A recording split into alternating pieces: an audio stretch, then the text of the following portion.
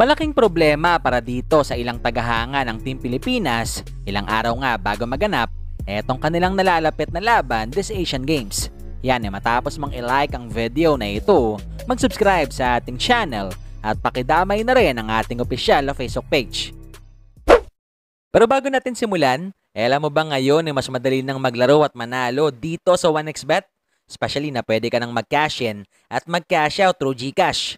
Kaya naman i-click lamang etong link na nasa comment section ng ating video at gamitin ang promo code na BGS2 upang makasali. Isama pa natin na pwede mo na rin i-download etong kanilang official app para sa mas malalaking papremyo na nag-aantay sa'yo. 2 days ago nga mga bulero, matapos tong naganap na PBA draft, alam naman natin na hanggang ngayon, patuloy na laman pa rin ang usap-usapan etong pagkuha ng San Miguel Beermen dito kay Kit Jimenez sa ika-9 na round ng nasabing draft. Pero maliban sa kanya, siguradong marami rin ang nagabang na matawag etong pangalan ng dating teammate noon ni Kit na si Richard Velches. Yun sa lahat ng fathers natin na sumuporta po sa akin dito sa journey ko sa PBA, maraming salamat. Hindi man tayo pinagpala, syempre, ganoon lang talaga, sampalaran at least sinubukan natin.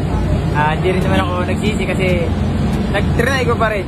Syempre, kasi kung hindi ko ito trinay, baka sa huli ko pa magsisiya. Samantala sa kabilang banda, alam naman nating ilang araw bago maganap, etong private na ensayo ng mga bata ni Tim dito sa Calamba, Laguna, naging laman muna ng talakayan etong pagkumpirma ni Cone sa 12 players na siguradong makasasama na sa China. This is the final 12. So there's no other choices. So this is our 12. Stanley is our 13th in case something happens.